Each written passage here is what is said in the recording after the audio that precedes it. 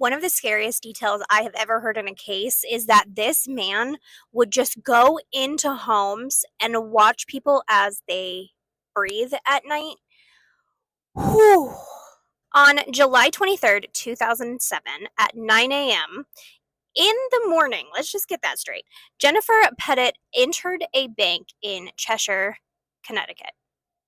She quietly withdrew $15,000 from her account. But she also told the bank teller that her family was being held by two men in her home and that she needed help. She said if she didn't get the money, it wouldn't be good. And this was not an exaggeration. Back at the Pettit home, the family was being held by two men in black masks. The family was made of Jennifer, William, which is the dad, and two kids, Haley, which was 17, and Michaela, who was 11. The day before all of this happened, Jennifer, the mom, and Michaela, the youngest, went shopping at a place called the Stop and Shop. This is where a person, Joshua, saw them shopping. He followed them home and remembered where they were for later. Joshua talked his friend into coming back and taking things from the home. But all of this went south super fast, and we're not sure if they had planned that this goes the way that it did, but it gets really bad. Now, Joshua has this accomplice, and we are going to call them Hayes.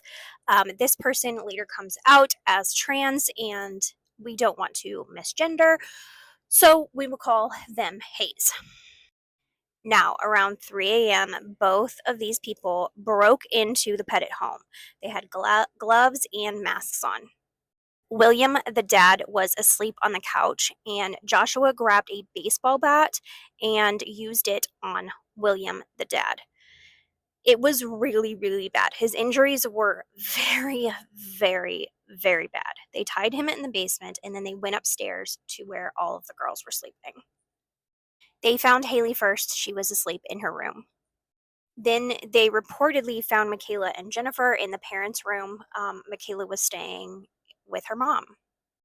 This is terrifying. They woke up all of the girls and put pillowcases on their heads so they wouldn't see them. Then they tied them to their beds.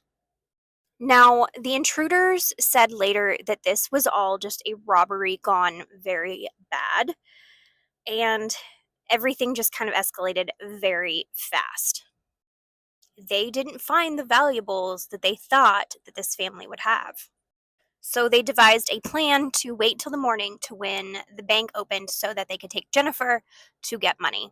What they ended up doing, I can't say exactly. Um, I I just can't say it. But this is horrible what they did to this family. Now, they were scared because they thought that they had left evidence in the home. So Hayes went to a gas station to get gas.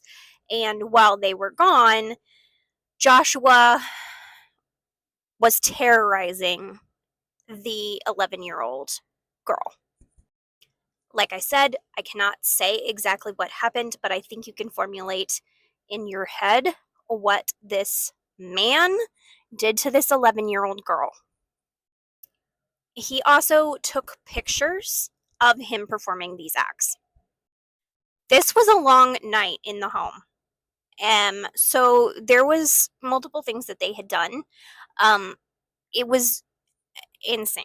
But along with all of that, they found evidence that they were drinking beer from the fridge, just making themselves at home while they were doing horrible things to this family.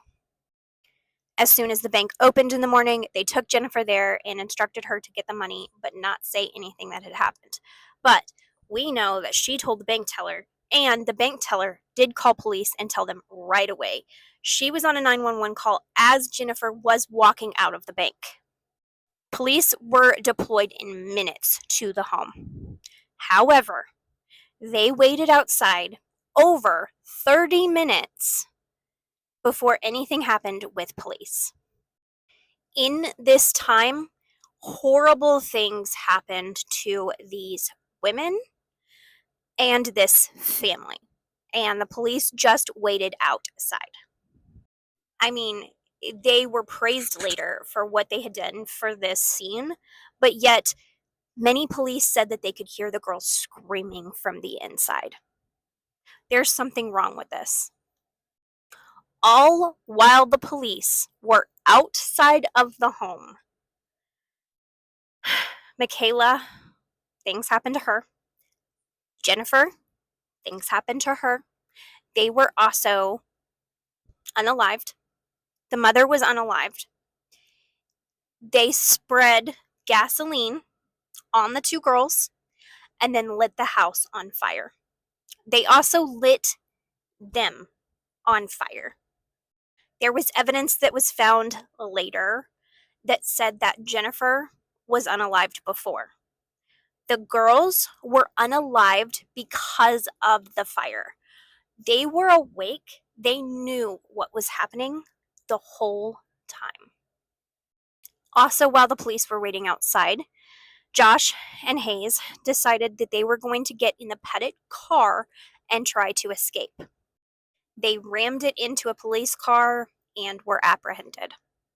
The same time this was happening, William, who regained consciousness from his injuries, he was in the basement and he got out through the storm cellar, and ran. He ran to a neighbor. The police didn't find him. He ran to a neighbor. This all ended around 10 a.m. 10 a.m. They endured 7 hours of all of this. So like, share, and meet me in the second episode.